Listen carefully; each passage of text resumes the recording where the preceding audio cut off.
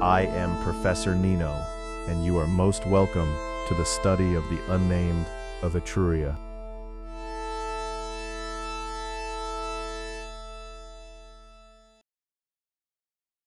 Of the greatest empire of this age, we possess no palace, no throne, no tomb of any king.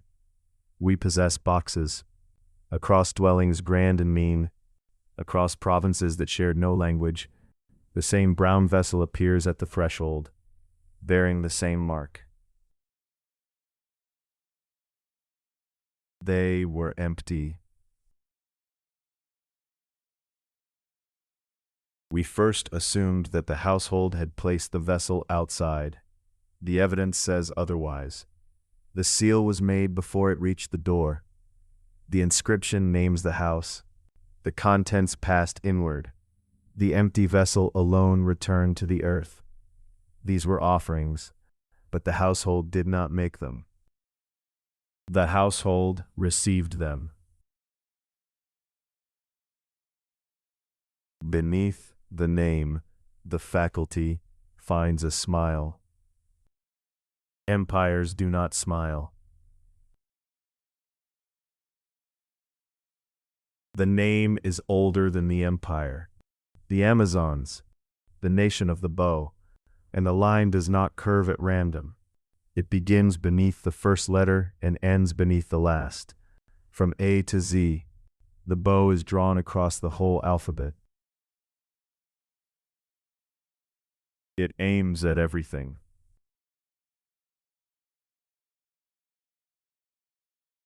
Every empire we have excavated obeys one law. Tribute flows inward. That is what the word means. Here it ran the other way. From great windowless storehouses, the vessels traveled outward, across provinces, streets, and thresholds. And what flowed back? Nothing the earth has kept. No caravan of return. No coin in the soil, no grain in the record. The faculty has an answer. Payment by this period had become invisible.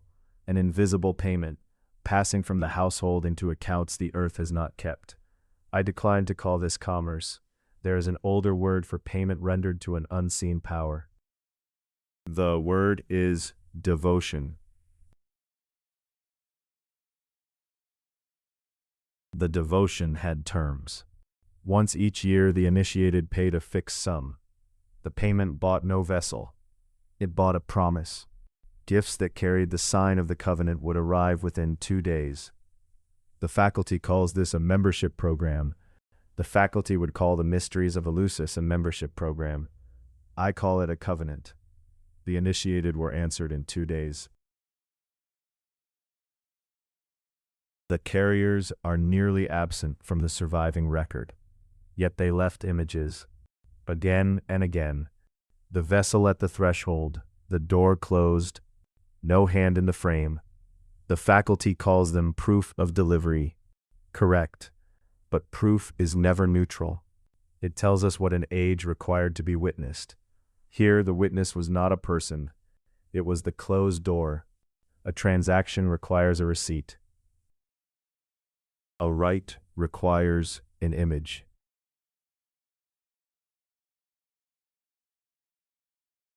We come to the founding. The nation of the bow was not the first name. The first name was a spell, cadabra, the latter half of an old conjurer's word. The deed of founding survives, and the date within it. The name was spoken aloud and heard as another word. The word for a dead body. A spell that became a corpse in the mouth, and so the founder buried it. Another name was set aside, the relentless. Yet, in the road registers of the age, that discarded name remains. Write it into the register, and the register still answers. This way, they abandoned the name. The name did not abandon them.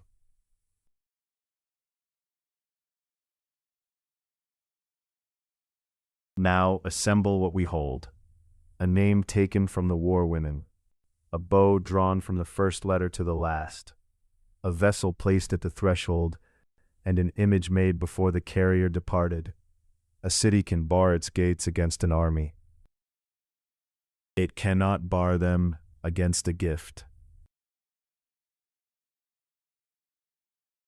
We were asking what the boxes carried. The question was wrong. When an army of antiquity took a city, it raised its standard over the gate. Look once more at the photographs. The vessel, the mark, the threshold. The boxes were empty because what they carried was never placed inside them. They carried the standard, and it was raised at the door. With a smile,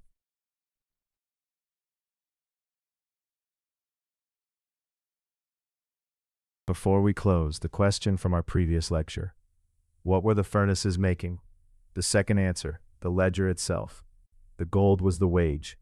The ledger was the work. The furnaces were never mints. They were scriptoria. Now, a question from today's lecture. The carrier made an image of the offering upon the threshold. For whom was the image made? 1. For the giver, that the gift be counted. 2. For the gods, that the rite be witnessed. 3. For the household itself. 4. For the door. I have formed my answer. I shall keep it until our next meeting. That is all for today. Let us meet again at the next lecture.